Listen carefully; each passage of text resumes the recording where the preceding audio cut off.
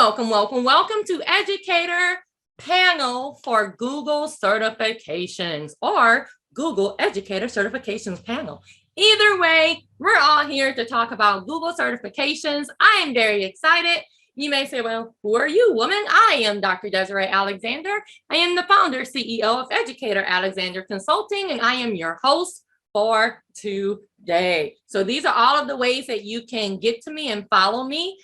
If you're watching this on YouTube, you can look right under the video for the resources. No, you don't get a certificate, but yes, you do get the knowledge.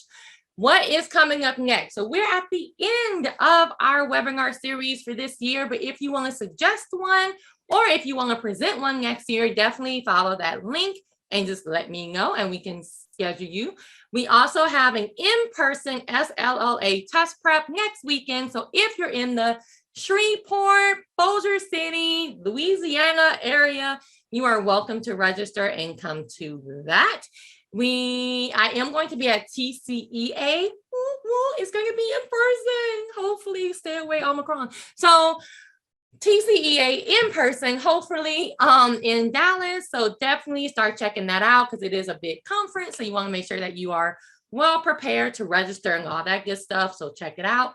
And we only have one webinar scheduled so far for next semester, and it's way in April, but I still was like, hey, I got the flyer ready. You're going to see it. And that is nurturing a linguistically inclusive learning environment. And it's really just talking about languages and making sure that you are reaching all of your students. So there you go. But again, you want to see one, say something. So that's it for announcements. Usually the announcements are a little bit longer, but we're at the end of the year and this is the last webinar for this year. So tear, but it's such a good one. And we are going to go ahead and get started asking questions to our panel talking about Google certifications. Welcome, Google panel.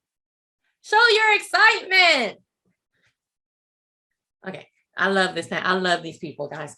So the first thing I want you to do is I'm going to say your names just so we can kind of go smoothly. And I just want you to introduce yourself, tell us what you do, and tell us what program are you in the Google family. Are you a coach? Are you a trainer? Are you an innovator? What do you do kind of in the Google space? So we are going to start with Jen. Ooh, thank you for calling our names because I'm so bad when we do these like group things. I always hesitate. I'm like, I'm not going to do it. So thank you. My name is Jen Leban. I'm in the Chicago suburbs. I am currently working as an instructional technology coach with the Learning Technology Center of Illinois, which is a statewide organization that helps schools and teachers use technology. So yay. I am a Google trainer. I am a Google innovator. And just last week, I submitted my application for coach. So maybe I can be a part of that group too. So yeah, that's why I'm here. Oh, and my innovator is LAX18. Got to shout it out. Yeah, Nicole. So thank you. Awesome. Okay, Sarah. Good afternoon, everyone. I'm Sarah Kiefer, and I am both a trainer and an innovator. And shout out to Desiree. She's my innovator coach from NYC 19. So I believe that was the last in-person Innovator Academy, I think, that they've had. So I am in the Cincinnati, Ohio area, and I am a technology integration specialist for my district. I've been doing that for 5 years. Thank you, Sarah. Next is Nicole. Hello, everyone. My name is Nicole Taylor, and I am an instructional content specialist. I basically write curriculum for educators. I help to support them with technology integration. I'd like to call myself a teacher cheerleader because I feel like that's the hardest job. So anything I can do to help teachers do their job better, I'm all over that.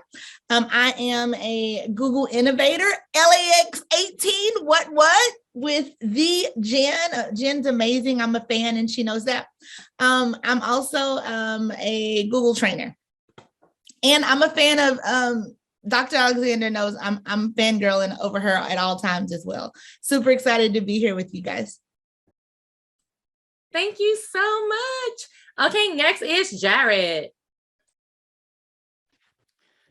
Hello, I'm Jared Johnston, and I'm a digital learning coach in South Carolina for my school district. I belong to the Google Innovator NYC 19 group, so shout out to my group in here. And Desiree is our mentor and coach. She was excellent. I love her to death. So I'm excited to be here. I'm also a trainer and a coach. All right, we're going to pass it over to Tyler T, because we have two Tylers. So Tyler T. Hey, what up? Tyler Trevor here, and excited to be here. Thanks for having me. I'm pumped. Thank you, Dr. Alexander. You're the best. Thank you so much. I am a Google innovator and trainer, and currently I'm a dean at a college. So I run a branch campus of a college, and love helping teachers any way I can. It's so much fun. And I was actually part of the Innovator group, NYC 19. What up? Sarah was actually, I wasn't in y'all's group, so I didn't have Dr. Alexander's group like y'all's squad, but Sarah was my affinity buddy. So we met up and she told me how to make all my stuff better. And I just said good job to her because hers was really good. So. And y'all, I can't stress enough, like you need to go look at these resources, because when I'm teaching courses, like these are the people's resources that I'm giving you. Like Tyler has just such big like math resources and a great YouTube. So I mean, Sarah, like there, if I have to talk about all of them, it'll be the whole time. But like these are the people's resources that I'm giving you. And you're like, that's right, you're awesome. I didn't make them. I'm giving you these people's resources. So please go check out the resource list. Next is Rachelle. Hi everyone, I'm Rachelle Galang. I currently volunteer as the GEG Michigan leader, supporting educators across the state of Michigan with Google tools. I met a lot of these wonderful people through GEG groups or NYC 19. I am an innovator, trainer, and a coach. Super certified. I had to wear my hat today because I don't get too many opportunities to wear my innovator hat. I think my virtual background is not showing you the propeller, but really happy to be here and answer any questions about Google certifications that you guys have today. All right. Next is Tyler C. Hi, everyone. My name is Tyler Colson. I am in Baton Rouge, Louisiana. I am a Google trainer, working on coach. I am in the classroom. I was a STEM teacher teaching aviation, drones, computer science, coding. I've recently switched schools, so now I am back at my first love, which is just a plain old history teacher.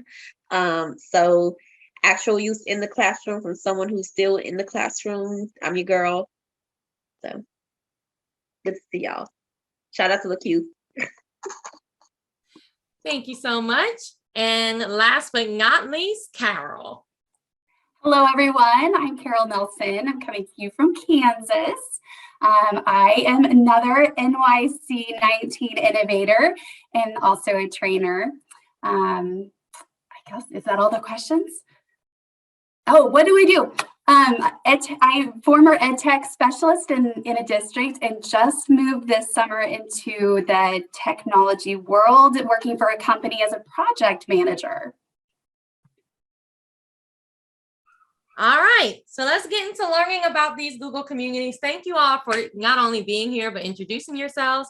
So the first question, and anyone can kind of start off this answer, is why did you join these Google communities? We hear a whole bunch about, Google Innovator, Google Coach, Google, and we're going to talk about like what each of those do in a second, but why did you join it?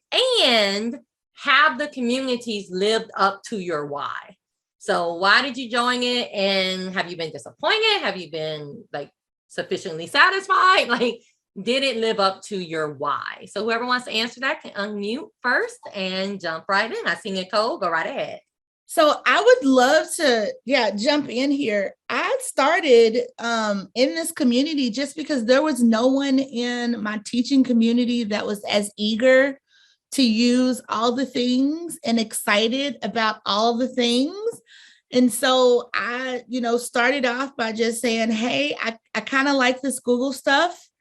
I'm going to get the certification. And I just saw that there were so many crazy people like us up on a Saturday morning talking about Google stuff. And I was like, those are my people. Like, I need to get with these people. And so the more that I spent time with these people, because I didn't even know what Google certification was. I just think I like showed up at an ed camp and people were talking about it. And I just found myself going deeper and deeper and deeper down the Google rabbit hole. And I'll say I haven't been disappointed at all. It really is a community. It's a family. I've found that oftentimes, like, I don't have the answers. Like, I'm quick to tell the teachers that I support, like, I don't know, but I got some people and they probably do know. So if it's dropping a question in my Innovator group, if it's dropping a question in our GEG community, it just gives me a group of people that I can learn from, that I can grow with, that I can share things with. Oftentimes, even, we have the same pain points when it comes to trying to make the Google do what it is that we need it to do, or trying to make it do what it is that our teachers or our students need it to do. So I feel like it happened for me like really organically. It wasn't like I never even thought, hey, I'll be an innovator one day. It was just like, that's the next step because all the cool kids are doing it and I want to be like all my cool Google friends. So it's been a great community, a great learning experience. And I'll say that it's even helped me learn more about myself.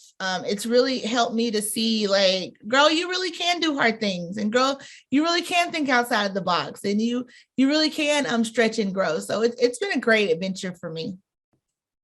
Sarah? Just tagging on, I feel a lot of the same way that Nicole does. Like, it's I started first with the level 1, level 2, and I honestly did those because we had shifted to Google in our district, and I thought, well, hey, I'm already using this, like, makes sense, right? And I won't lie, I really did like the little badges that we got, and the ability to say that I was Google certified. It sounds awesome. Like, I'm Google certified level 1, and people are like, well, what does that mean? I'm like, I got a badge. Like, what do you got?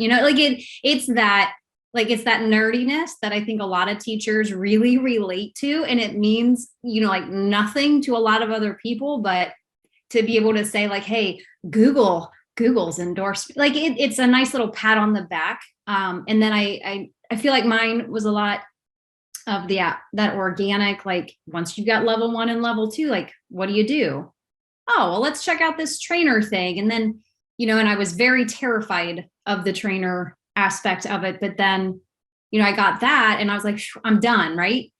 And then it was like, I just kind of wanted a little bit more. I wanted a little bit something else. And the trainer group really started to come alive and sharing, asking questions like, how do you have all of these other brains out there that are connected?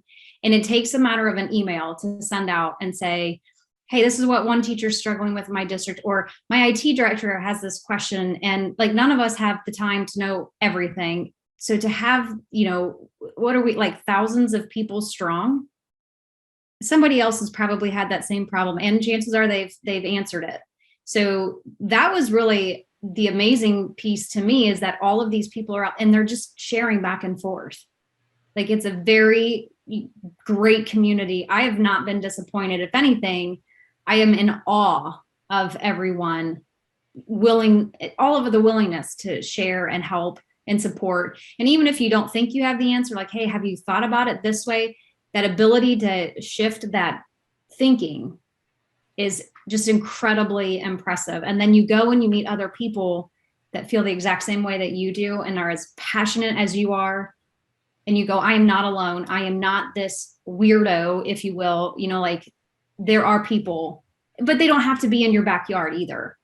We're all coming from all over. It is truly an amazing experience, and one that I don't think you can replicate in any other way, shape, or form. Like, you get your community, that PLN is just it's impressive. Rachelle? Yeah, I just want to echo the similar sentiments to Nicole and Sarah. So for me, in my experience, it evolved organically through my PLN. Had no idea what Google certifications were until I was at an ed camp junkie over here. And then I was like, okay, I think this is a step I need for myself for professional development because I'm supporting students in my school district with Google.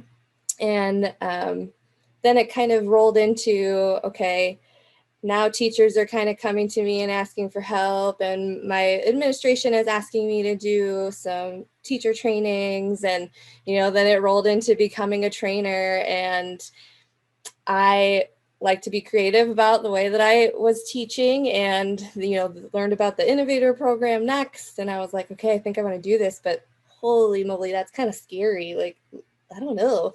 And to be quite honest, I applied 3 times to the Innovator program. 3rd time's the charm.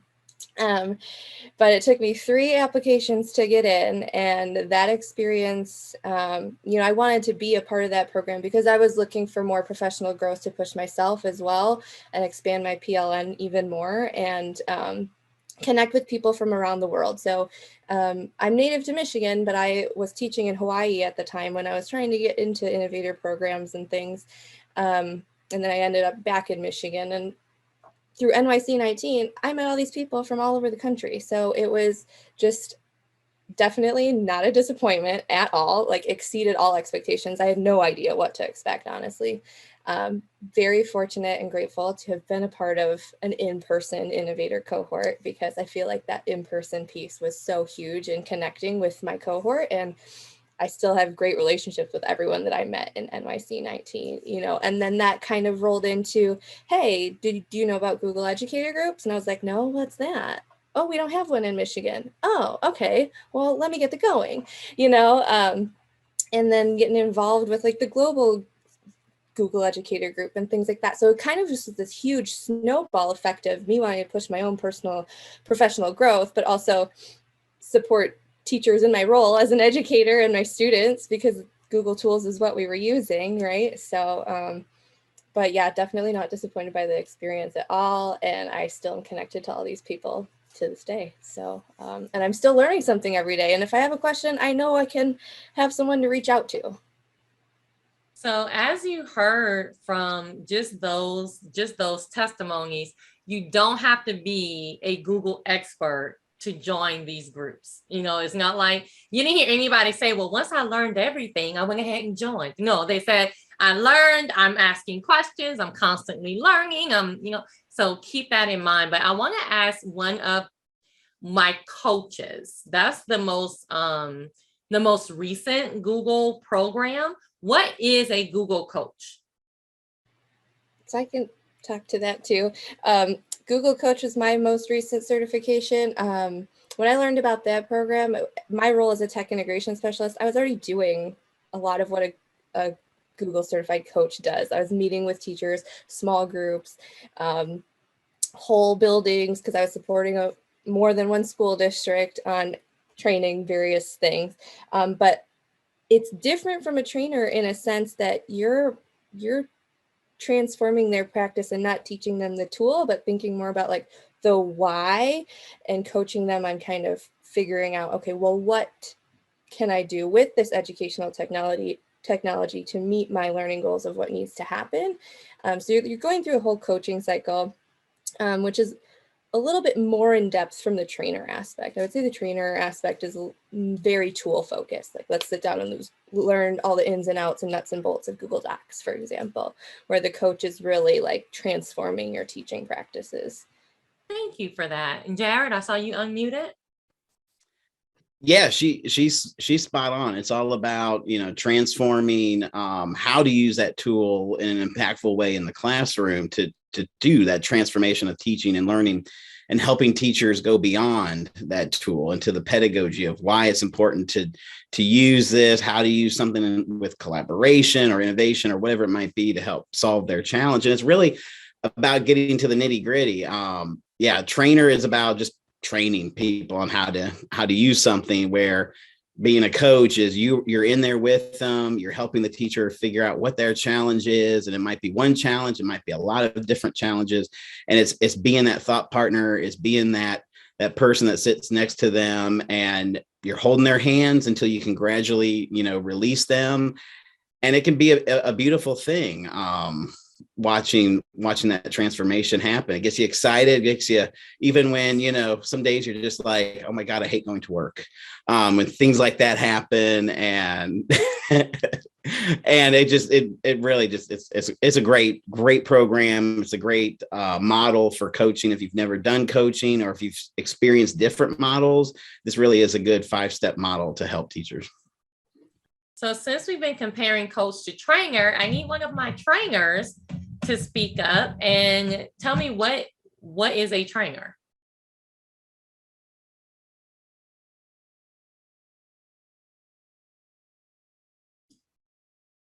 I see. I feel like both. I feel like I saw Jen and both Tylers like kind of go. I'm like, somebody on mute. So go ahead. This is why I don't do this. Yeah. Okay. I just want to say real quick, because I'll let Tyler speak.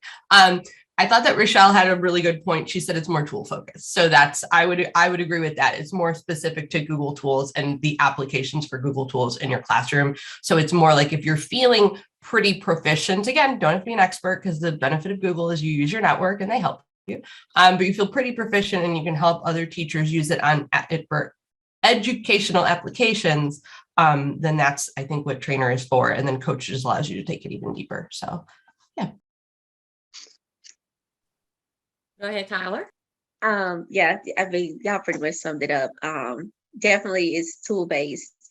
And how I kind of fell into trainer was just a natural progression, like what was mentioned earlier. It was, I did level 1, level 2, and then I'm like, okay, what's next? Do I really know these tools? And trainer, it kind of overlaps with coach just a little bit. But the thing about trainer really is helping teachers use the tools. And that's what I do as a trainer. I help teachers they come to me and say, hey, like, I want to use forms in this way. How can I use forms in my subject area, in my classroom, using this lesson? So my job as a trainer is say, okay, well, let me look at your lesson plans. Let me look at what your end goal, what are you trying to do for this unit, and what tools can we use and how we can use the tools effectively to teach your lesson to help with pedagogy. Okay, and then Tyler T and Carol, can you talk about Innovator? Sure, I would love to. So being a trainer is fun because, not only do you get to hear about updates, different things that are happening, and kind of add that into what you're doing at your district. It also gives you some legitimacy. Whenever you go in, it's nice to be like, you know what, Google thinks I'm good enough to do this, not just like, I'm just like, oh, watch the YouTube video. Now I'm going to go over here and talk to you guys for 6 hours. So that was nice. And then with the transition to Innovator, like I applied once before. Just can I get some advice? Is that okay if I throw out some advice for when they apply? So I applied a while back, and I made like a video, and I put a little effort into it, like got a drone and did all this stuff. And I made the mistake of like having the solution for my problem, like in the video. And whenever you guys apply, I would say don't have the solution already. Propose the problem. Be like, here's something I feel like we need to solve. And then you can come in with an idea and just know that there's a chance you might, like, as Ross from Friends would say, pivot a little bit on that. Or you might change it. Like you might know and kind of adapt it when you get there. And then you're getting the chance to hear from, 30 or 40 incredible educators from, around the country or multiple countries, give their thoughts on what you're doing and then help expand it and grow it. So come in with like, hey, here's something I think we can solve using some Google stuff. Don't have the solution already. That's a tip for Innovator. But I love going in and having the idea to be like, I want to make this difference in this pocket of education. You don't have to like fix all of education. Like, oh, there's all these problems, I'm gonna fix them all with this one thing. But it's like, hey, here's the thing in my building or my district or in my region or maybe in the United States or in the whole world that needs to be solved in this specific area. And I feel like I can take us one step closer to helping with that. And so I think it's an incredible experience and just meeting the people. Like that's the thing, like, I could go and I could be like, oh, there's this problem in my district. I'm going to develop something to fix that. And I do it.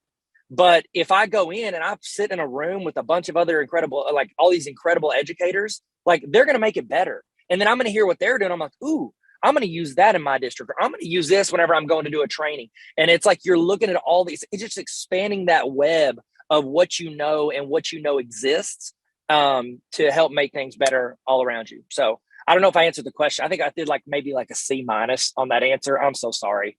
I'll do better on the next test. You did great. Carol? You did good, Tyler. I would agree. I think you have this issue that you look at, and it's, if you can find something that you're passionate about and that you want to find a solution for, you're seeing something around you, or like Tyler said, just in the world around you in education, and you're just wanting an answer, but like he said, you don't want to come in with that answer. You want to be open to ideas and solutions to that, and go work through a process. And I think that is what I enjoyed about the Innovator time together, is that we work through processes to develop solutions and create this mock workup of what the solution might look at. And we validate that with each other as we go through the process, and you fail and we embrace that failure. I will never forget ringing bells and celebrating that failure, because so often failure is that stop and we failed, but we celebrated the failure. We looked at how we could improve from those places that we could have stopped at. But we had that team of people to embrace us. We had people from Google there that we could even pitch ideas to, and each other, and just the whole process as an innovator coming together and learning from each other. And then you have that final pitch. I mean, I was scared to death to stand up on that stage and present this idea that I ended up with, and you're not done there. And I just love the learning process, that you're continuing to learn, you're continuing to grow and push yourself. And it is a push. You just push. And I think the best thing that I gained out of everything is not only the community of people, but a confidence. I have a confidence that I can't say that I had before all of these processes. And a confidence that, I shared at the beginning that I was in education, but I've moved now on the business side. And I think what was eye-opening to me is that the business side as well embraces those that are trained in Google, and they recognize something special about that as well. So thank you so much. And I think one of the things with what Tyler and Carol said about not coming in with a solution is one of those things that if you ask anybody in the Google communities for help with your application process, and that's where we're kind of moving to, ask them when they applied. Because the big thing is when I applied for Innovator, you did have to come up with a solution. So before you get advice from people, ask them, okay, but when did you apply? Because if they applied years ago, it has changed. So when Tyler said that, I was sitting there I remember when the application changed, and so many people were denied that year because they didn't it said it on the don't come up with a solution, but so many of us had we were told to come up with a solution. So if you looked at older videos and you just went off of that, it changed. So anytime you're going to apply, make sure that you can ask for advice and all, but try to get people that are more recent in it, because the applications do change and the requirements do change. So what I want to put out there now, because I'm sure that people are looking at this going, okay, well, I mean, it sounds wonderful, but how do you get into these communities, right? How do you start that process? What is the process? And we're not going to get into these are the 5 steps to because again, the applications change. You just need to read the application and see what it says, but just kind of what was your process? Rachelle shared, she applied 3 times to Innovator and, things like that. So what was kind of your process for getting in? Was it difficult? just speak to that, whoever wants to go first. Nicole? Yeah, I would say my process, I never started this process wanting to be an innovator or a trainer. I think the best place to start is just with the level 1, level 2 certification, right? To even see if this is your jam and it's something that you want to explore and that you want to dive into a little deeper. And that's really where I started. I started with, like someone said earlier, I was at an ed camp and people were talking about this thing and these certifications. And I was like, I want to learn more. And so I started with the level 1, and then I thought that was easy.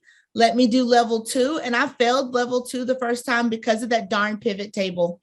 I've talked to so many people. It's like, what even is this? But I knew that I was hooked. And from there, just hearing about the process of being an innovator and hearing about the learning sprints and the design sprints and the creativity, because I think now it's more about the process of being creative and solving problems in community. Jen and I were actually on the same team at Innovator Academy. So it was the process. And so I applied, originally I applied for the cohort in DC, and I was told no, and I was crushed. Reached out to a friend of mine who was an innovator, and you have to have people too that are like in your circle that'll tell you the truth. And she told me it's because this isn't that good. Like, don't try to solve the problem. Like, don't try to have all the answers. Like, think about what you really want to be able to do with Google tools, and then use the application as a space to really come from the heart. And so I reapplied a little while later, and I got into LAX 18. And I think trainer just kind of aligned with the work that I was doing at that time, because I was, I think when I did my trainer application, I was an instructional coach. And so I was doing a lot of training and support with curriculum around tools. So I just wanted to speak to, like, don't think of it as just like being a part of something, but think about which pieces fit into the role that you're doing, because I think that will make it more enjoyable for you. And so if you're a classroom teacher and you're just looking to like explore the tools and learn how to use them better, like certifications would be a great place to start. If you are actually coaching and supporting teachers, you may want to look at starting at the trainer or with the coaching process as well. So that's just a good lens to look at. Sarah? I'm like, I think most of us here, I don't know how many, if you're willing to announce, because I was very embarrassed, but I did not make it the first time I applied, and it was crushing. Like, I was devastated. So when I applied the second time, I was incredibly nervous. I didn't tell anyone. My husband knew and my curriculum director knew, and that was it. And it terrified me because we had to make our videos public on YouTube and submit the link. And then I saw that people were like watching it. I'm like, dude, like I only have like 2 videos on my YouTube channel, because this is something that I had to do. And it was terrifying because I really feel like I appreciated the weight of the application. Level 1, level 2, definitely like testing your knowledge of the tools. Trainer, I just fell in love with, because I love helping teachers, but Innovator was like that. Like, this is the epitome of what I dreamed, in my wildest dreams of doing. And I really wanted it that badly.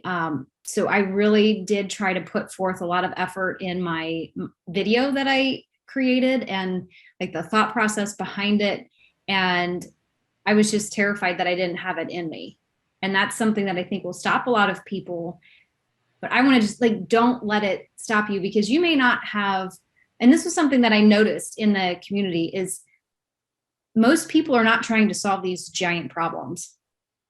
Some of them are solving these very small, very focused problems. And I think that that's amazing, because that's where you get the ball rolling, right? Like, what is one problem that you want to tackle? What's something in your realm that you want to tackle? And I think people are looking for these giant well, individually, we can't solve giant problems, but you sure can tackle like that small one. And I think that's something that people need to hear more, is that Google isn't looking for that, I've fixed education. I mean, who can do that? But as a group, if we're all tackling all of these little problems, that will add up big time. So just keep that in mind, that you probably will fail. And like Carol said, embrace that failure. It's hard to say, it's hard to absorb, but failure is what is going to help move you along in any of these processes. Thank you. And I want to add to that and then go to Rachelle, that for the innovator process, at least, it doesn't have to be Googly. Like you don't have to solve the solution using Google. That was the most eye-opening thing that they said. I went to like an informational session, and I hate to say it, but I did get in the first time. But I think it was because of that informational session, honestly. Because when they said that, I was like, oh, okay. They're like, yeah, it doesn't have to be like, everybody's hungry, we're going to solve it using Google Docs. I mean, it's just like, we're not, right? We're not going to solve it using. So it's like, it doesn't have to be so googly. It's just, this is a problem and I want to solve it. How can you help me, Google? I'm ready to do it. And I started telling people, don't impress Google with Google. Like, don't try to impress Google with Google. They know it. They created it. Like, show yourself in it. Rachelle? Yeah, so a lot of the things, I've been thinking about listening to Nicole and Sarah speak, it's like definitely the fail forward piece of it, I think, is a huge mindset of being an innovator. And I would say, like, when I did my first certification ever, so level 1, I was terrified to even take my level 1 test. I was like, who am I? Am I going to pass this? This thing is timed. I don't know. What if I fail? Whatever, $10. I lose $10 if I fail, right? But it takes a sense of courage to go ahead and try and be okay with failing. And my level 1 was fine. And I didn't go into it wanting the badge. I wanted professional development for myself so that I felt like I was doing my students justice when I was teaching them with Google tools, right? And then evolving into these other processes for applications for the other programs, I still always felt this sense of imposter syndrome, which is also a big thing that comes up in innovator stuff. But I still get that feeling sometimes, like, who am I? Who's Rachelle? And why is she here? And like, okay, whoop-de-doo, she's got all these certifications. That's sometimes how I perceive it, right? But that might not be how other people perceive it. And imposter syndrome is just huge when it comes to, okay, am I good enough for this? Even when I think back to my very first thing for level 1, I'm like, can I even do this?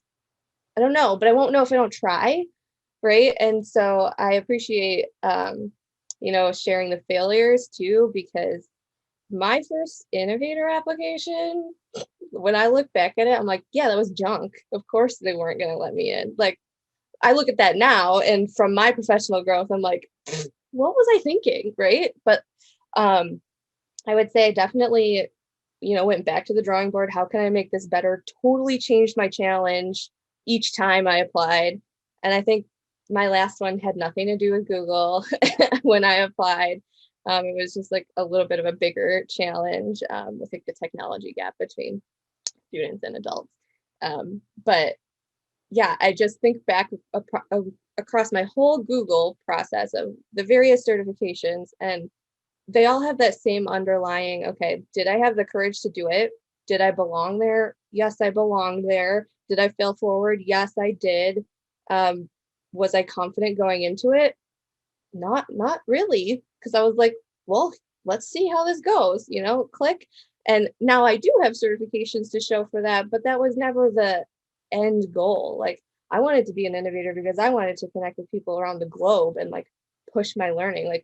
I'm addicted to learning. Really, that's why I'm involved. But I just wanted to share that imposter syndrome piece of it all too. Okay. Let's see. Okay. So I don't see anyone who wants to speak to that.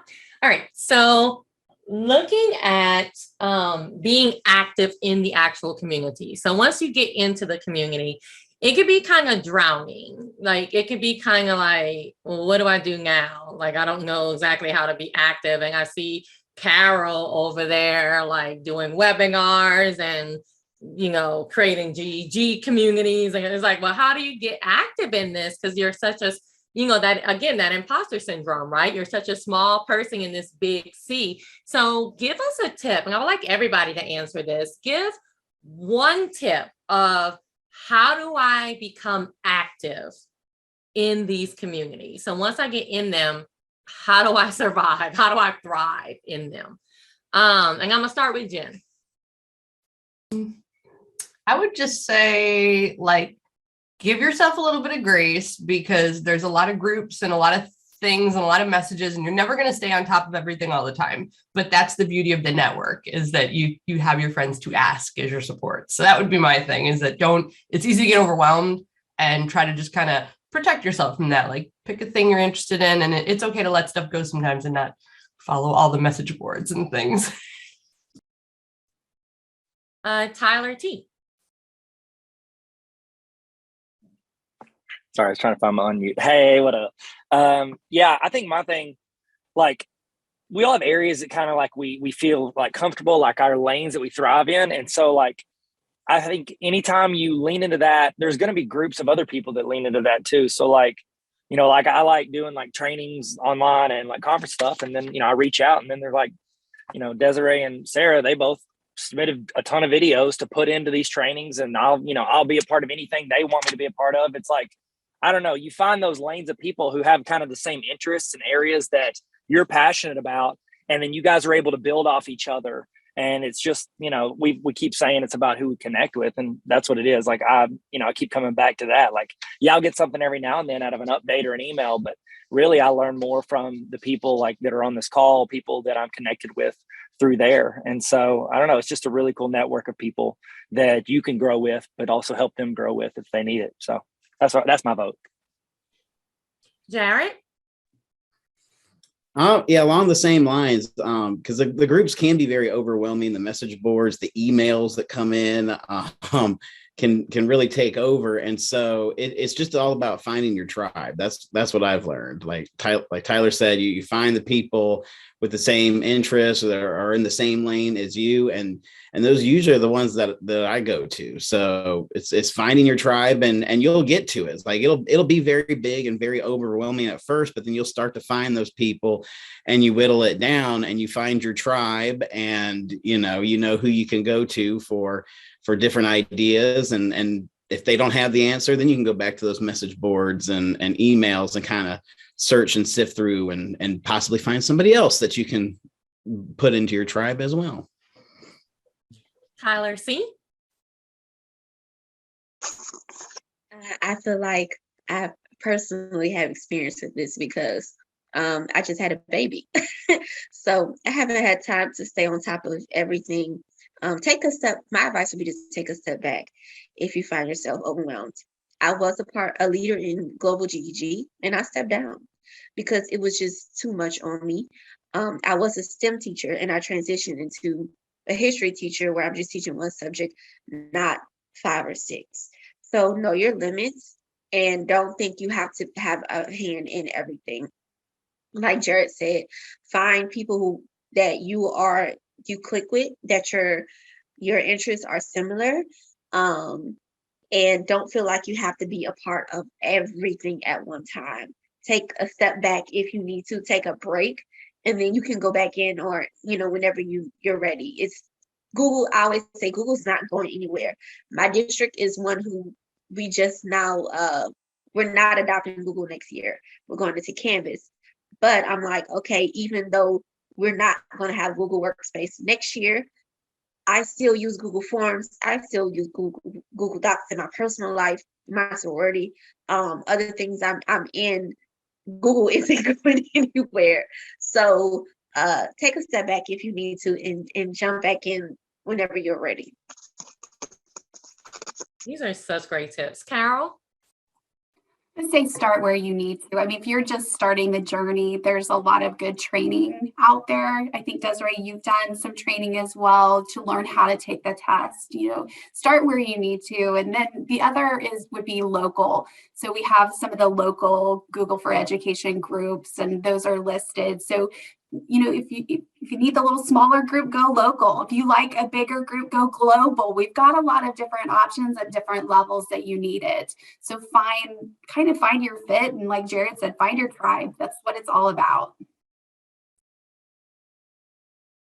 Nicole? I'll say the same. As soon as you asked the question, I was like, you kind of have to use all of those groups. I see them kind of like the radio, right? And so some days I want to listen to Christmas music. Some days I want Christian. I may want some R&B one day, some jazz one day. You don't have to have all the things at one time, right? They all have their perspective places in my life or even in my day, depending on what I need. And so I kind of use those communities as such. So you'll be in communities. There's a trainer group, there's an innovator group, there's a group for the group, there's groups within the groups. So you just kind of have to know, because it can be overwhelming. I've turned off, I don't get all of the emails and all of the notifications, but I know when I need something, or even not need, or if I have something great that I want to share that's applicable to those communities, then I know where to go. I will say too, I think within the last year, one thing that I've learned a lot about myself is I function best when I have some things that are prioritized. And for me, it's my family, and it's my health, right? So thinking about also, sometimes we have to turn off all the noise to prioritize and to take care of ourselves. I know there's so much FOMO, right? Like if I'm not in all the groups with all the notifications on, then I'll miss out. It's going to be there. You can go in and you can search and find emails from years ago. It will be there. I just want to encourage you to just get what you need, but also know when to give yourself a break and when to turn off all of the noise and all of the things in order to step back and take care of yourself as well. And I'll add to that, and then I'm going to go to Rachelle, is that when you create your PLN within the PLN within the PLN, you look out for each other. Like Nicole knows, I'll be like, Nicole, I ain't see your name in that meeting. Just know that you got to turn in this form tomorrow. She's like, all right. Like, you start looking out for each other. Like, hey, did you see that we getting free swag? Make sure you go fill out that form. And you start singing it, you'll see a job posting. I'll be like, Sarah, I don't know if you want this, but here you go. Like you start looking out for each other. You start singing stuff to each other. So you can step back because you know that your crew is going to have your back. Rachelle? Yeah, so I would say if you're interested in Google certifications, there are so many free resources out there for training. Like if you want to learn and you want to do it, like you can do it. And I will say that the Google Teacher Center is a great first place to start. And way back when I was going through my certifications, that stuff wasn't there. The Google Teacher Center is very robust now, and know that is available to you, and that's not something everybody had when they went through their certification. So I would highly recommend that you leverage those free resources that come from Google to get started. And then definitely keeping up with groups can be very overwhelming. So definitely setting the boundaries. Sometimes, she used the music analogy, but I always say I don't have that channel turned on. I'm like, I don't have my Google channel turned on right now. Sorry. I'm talking about, family stuff, or I'm talking about stuff outside of work, right? Or I'm talking about something specific to a school district that has something to do with ed tech, but not Google. Like that channel is not on right now, right? And sometimes, figuratively speaking, I always have my innovator hat on, but like, I don't wear this hat ever, right? But this is the second time I think I've worn it. I only wear it like on webinars, but I always have that mentality, even though I may not be necessarily doing something in regards to my Innovator project, but that's something I carry with me always. And I think it goes into the other aspects of my life and those other channels, right? Like outside of work, outside of ed tech, outside of school. I still always carry those foundational things with me and mindsets, but yeah, know when to turn the channel on and when to turn the channel off for sure. Beautiful. And last but not least, I think, Sarah.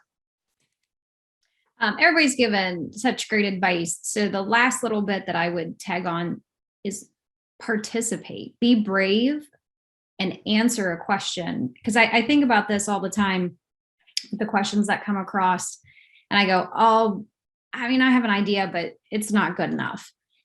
Don't cut yourself down. If they're asking a question, they're sincere. People are not asking questions thinking that like it's going to benefit, like it's only going to benefit them, right? So make sure that you're brave and you step in because you just might have that answer. And that is the magic of all of these groups, is because we all understand that we know like that much. And by having all of these connections and knowing when to have those channels and their radio turned on and off, if they're reaching out for help, that's the magic of this group, is because we are there. Make sure that you're stepping up and helping out other people too, because it might be part of the admin console that I don't have a clue, but other people out there do. Or it might be a feature of slides that I wasn't even aware existed. That's why I'm asking that question. So that really is where I see the magic in any of these groups, is you no longer have to even worry that you know half. Like everybody else has your back. Like we're all in this together.